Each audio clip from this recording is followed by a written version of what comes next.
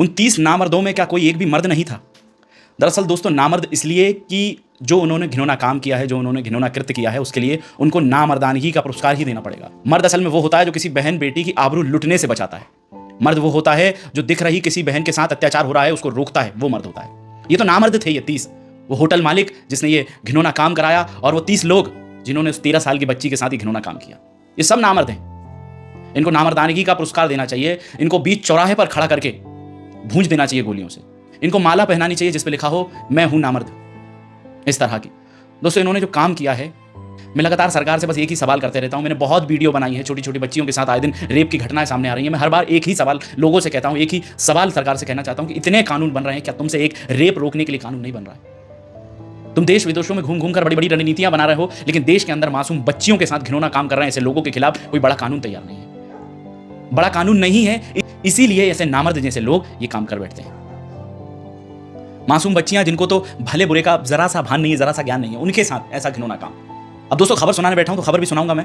राजस्थान के गंगानगर में 18 जून की रात एक 13 साल की मासूम जो अपने घर से थोड़ी दूर अपनी दोस्त से मिलने गई हुई थी, अपनी दोस्त के पास गई हुई थी और रात हो चुकी थी। तो रात में वो जब उसकी दोस्त के घर से निकलती है तो वो एक ऑटो वालों को रोकती है।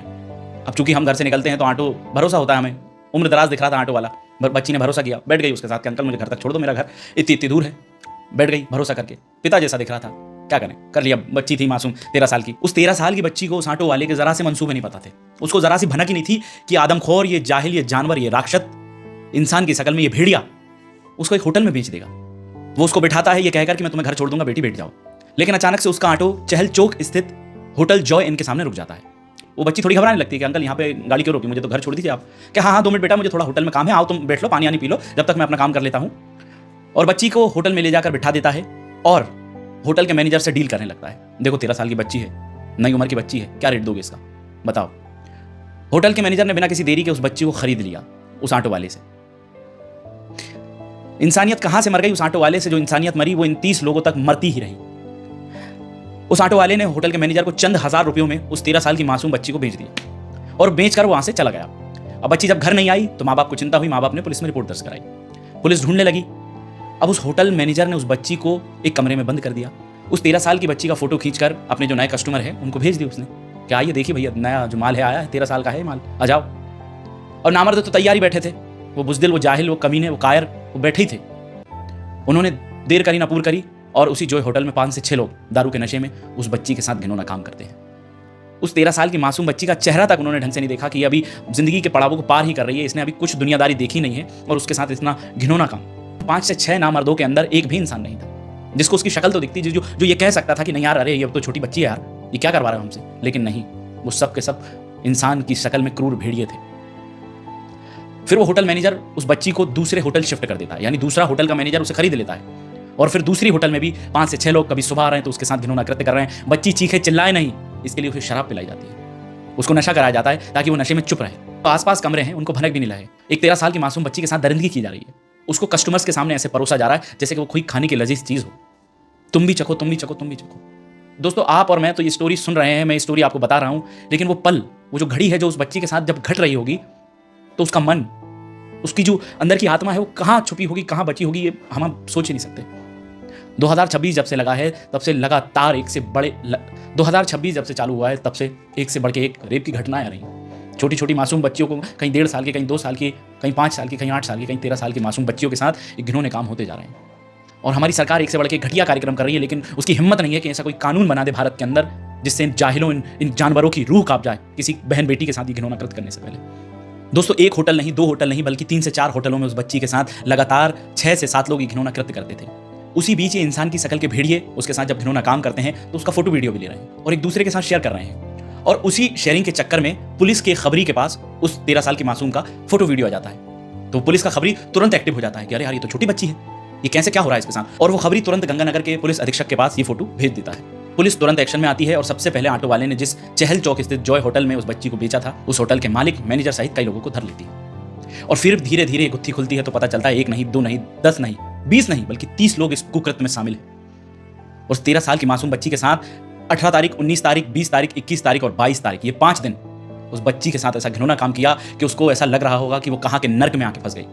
जिस ऑटो वाले पे उसने भरोसा किया कि वो उसे घर छोड़ देगा, उसी ऑटो वाले ने उसको बेच दिया। पुलिस ने उस ऑटो वाले को भी पकड़ लिया है और कार्रवाई करते हुए उस होटल पर बुलडोजर चला दिया।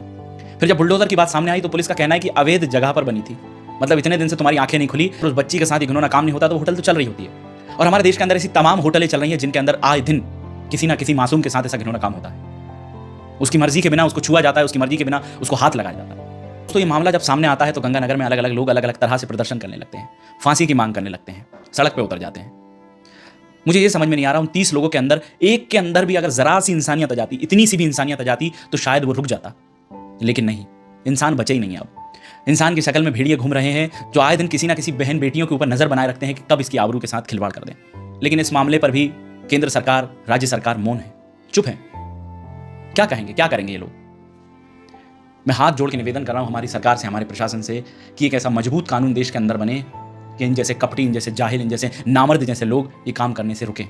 उनके अंदर डर हो इस बात का कि अगर हमने किसी की बहन बेटियों की तरफ बुरी नजर से भी देखा तो सरकार का कानून हमें छोड़ेगा नहीं। लेकिन हमारे देश में जो रिश्वतखोरी चल रही है उसके जरिए हर कोई छूट जाता है बाहर। ये 30 लोग पकड़ाए हैं ना, ये देखना बाहर ही घूमेंगे थोड़े दिन बाद, कोई न्याय नहीं मिलेगा उस बच्ची को। आप सड़कों पे उतर आओ, सड़कों पे दौड़ो, यही चलता आ रहा है। किसी की बहन बेटियों की आबरू लूट कर, वो पैसे खिलाकर बाहर घूमते हैं, कोई कुछ नहीं करेगा। फिर अगली मासूम के साथ ये होगा, फिर हम सड़कों पे उतरेंगे, फिर किसी बच्ची के साथ होगा, फिर हम सड़कों पे उतरेंगे। अरे कब तक हम इस सड़कों पे उतरकर जाम लगाते रहेंगे? कोई मतलब नहीं है। आए दिन हम कैंडल मार्च निकाल रहे हैं, सबके लिए न्याय की गुहार कर रहे हैं, कोई न्याय नहीं। 10-10 साल बाद न्याय मिलता है। किसी की बहन बेटियों की आबरू लुट जाती है, उसको मार दिया जाता है, तो 10 साल बाद पता चलता है कि हाँ उनको पकड़ लिया, उनको फांसी हो रही है। 10 सालों तक उनको मेहमान बनाकर जेल के अंदर खाना खिलाया जाता है। उस 13 साल की मासूम को जब उसकी माँ से मिलवाया गया तो वो इस हालत में मिली कि वो होश में ही नहीं थी। वो अपनी माँ को नहीं पहचान पा रही है, अपने पिता को नहीं पहचान पा रही है, चाचा को नहीं पहचान पा रही है। वो इतनी ज़्यादा डरी हुई है, इतनी ज़्यादा डर गई है कि उसकी जो अंदर की अंतरात्मा है वो मर चुकी है। उसकी माँ के गले रख के इस तरह से रो रही है कि जो भी उसे देख रहा है वो टूट जा रहा है कि क्या क्या कर दिया इन लोगों ने। कभी राजस्थान से, कभी महाराष्ट्र से, कभी मध्य प्रदेश से, पूरे देश से, तमाम पूरे देश से ऐसी ऐसी खबरें आती है कि जिन्हें सुनकर हमारी रूह कांप जाती है।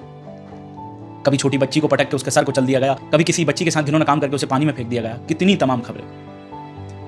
और हम आए दिन इन खबरों को सुनकर स्वाइप अप कर देते हैं, हटा देते हैं कि क्या ही फर्क पड़ेगा, थोड़ी सी खबर देख ली, हाँ हाँ हो गया हो गया। कल को फिर एक नई खबर आएगी और हम ये पुरानी खबर भूल जाएंगे। यही चलता आ रहा है।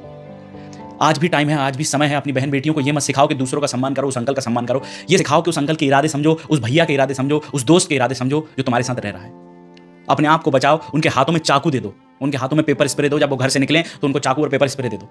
न जाने कौन सा भेड़िया ताक में बैठा होगा जो तेरी आबरू के साथ खेलने वाला है। मार दे चाकू से, उसे खत्म कर दे, निपटा दे। बाद में देखेंगे जो होगा सो होगा, लेकिन अभी तू उसको निपटा दे, खत्म कर दे। अगर तेरे को बुरी नजर से देख रहा है तो उसकी आंखों में मिर्ची डाल दे, पेपर स्प्रे डाल दे। छोड़ो मत ऐसे दरिंदों को। क्योंकि दोस्तों अब हमें प्रशासन पे भरोसा ही नहीं है। अब खत्म है। अब मुझे नहीं लगता कि इनकी बस की है ऐसा कोई कानून बना के हमको दे दें। हमें ही अपनी तरफ से आगे की कार्रवाई करनी होगी। अगर अपनी बहन बेटियों को सुरक्षित रखना चाहते हो तो उनके हाथों में हथियार देना सीखो। उनको कोमल मत बनाओ कि बेटी तू घर से मत निकल, तो बेटी ये मत कर, तो बेटी ऐसे रहे, वैसे रहे। उनको कठोर बनाओ, तब जाके ऐसे नामर्दों को, ऐसे भेड़ियों को सबक मिलेगा। मार दो सालों को जहां मिलेगा। दोस्तों ये गंगानगर की इस खबर ने साबित कर दिया कि इंसानियत पूरी तरह मर चुकी है। हमारे बीच में भेड़िए रह रहे हैं। इंसान की शक्ल में दिखने में अच्छे होते हैं, हंस के बात करते हैं, पूरी इंसानियत दिखाते हैं, लेकिन इनके अंदर क्या चल रहा है ये किसी को पता नहीं है। तो ऐसे भेड़ियों से बच के रहें। ऐसे भेड़ियों जहां दिखे उन्हें तुरंत मार दो। और फिर एक बार मैं सरकार से गुहार लगाकर, सरकार के चरणों में गुहार लगा रहा हूं कि कानून बनाया जाए ताकि हमारे देश की बेटियां सुरक्षित बाहर घूम सके। वरना इतना बुरा माहौल चल रहा है देश के अंदर, बहन बेटियों को ऐसे नोच के खा जाते हैं जैसे कि वो खाने का टुकड़ा हो। फिर पुलिस ने कार्रवाई करते हुए 3 होटलों पर बुलडोजर चलाए हैं और आगे की कार्रवाई कर रही है। अभी तक 17 से 18 लोगों को गिरफ्तार कर लिया है, बाकी लोगों को गिरफ्तार करना बाकी है। गंगानगर पुलिस और SIT की टीम भी गठित कर दी गई है। पूरे मामले की जांच हर एक एंगल से की जा रही है। अब देखना ये बाकी होती है कि 30 के 30 लोगों को सजा मिल जाएगी कि नहीं मिलेगी, उस बेटी को इंसाफ मिलेगा या नहीं मिलेगा। दोस्तों आपने ये खबर सुनी, इस खबर पे अपनी राय कमेंट करके मुझे बताइएगा। आपका क्या कहना है, आप क्या सोचते हैं इस बारे में। बाकी देखते रहे रवि की बकबक। नमस्कार।